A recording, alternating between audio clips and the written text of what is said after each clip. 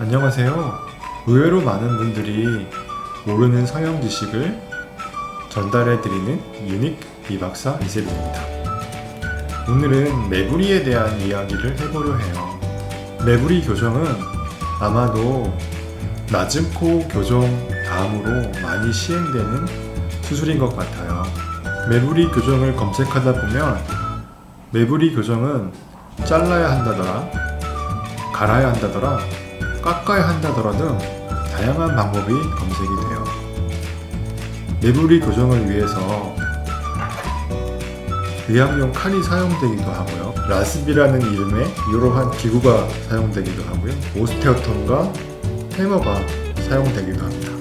과연 매부리는 어떤 방법으로 교정을 하는 걸까요? 이번 영상에서는 매부리 교정에 대해서 이야기해 볼게요. 매부리는 코의 모양이 새의 종류인 매의 부리를 닮았다고 하여 붙여진 이름입니다. 일반적으로 중간 부분이 튀어 올라온 코의 형태를 말합니다. 비봉, 곡비라고도 부르고 영어로는 네이절 험프라고 부르죠. 매부리는 콧뼈에서 위 가쪽 연골에 이르기까지에 걸쳐서 생깁니다. 그렇다면 코 부위의 매부리와 뼈 부위의 매부리는 교정 방법이 다르지 않을까요? 먼저 연골에 발생한 연골성 매부리는 의학용 칼로 잘라낸다. 연골은 의학용 칼처럼 예리한 기구에 쉽게 잘려요. 뼈는 의학용 칼로는 잘리지 않기 때문에 뼈에 발생한 매부리를 교정하기 위해서는 다른 기구를 사용해요. 금속을 다듬는 줄처럼 생긴 라스비라는 기구로 갈아낼 수 있어요. 그렇지만 매부리의 크기가 너무 크면 라스으로 갈기만 하면 매부리가 덜 교정될 수 있고 추후 재발의 위험도 있어요. 따라서 라스를 이용해서 가는 방법은 뼈성 매부리가 너무 크지 않거나 큰 매부리를 절골도로 잘라낸 후 매끄럽지 못한 코뼈의 표면을 부드럽게 다듬는 용도로 사용이 됩니다.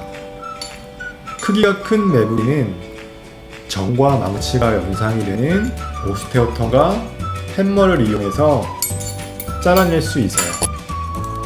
보시는 바와 같이 오스테오톰을 뼈성 매부리에 대고 망치로 치며 매부리를 잘라낼 수 있어요.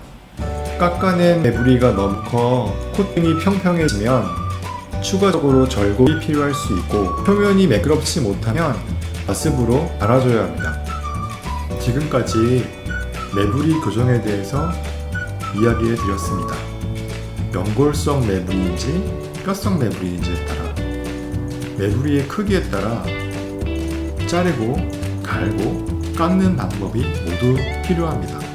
내가 매부리가 있어 매부리 교정을 생각하고 있다면 거울을 보면서 나의 매부리가 연골 부위가 심한지 뼈 부위가 심한지 매부리의 크기는 어떠한지를 미리 파악하시고 상담을 받으러 가신다면 상담 후 병원을 선택하는 데 많은 도움이 될 겁니다.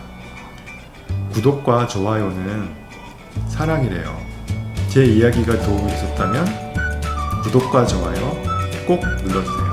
앞으로 더 유익한 정보 전해드릴게요. 지금까지 유닉 이박사였습니다.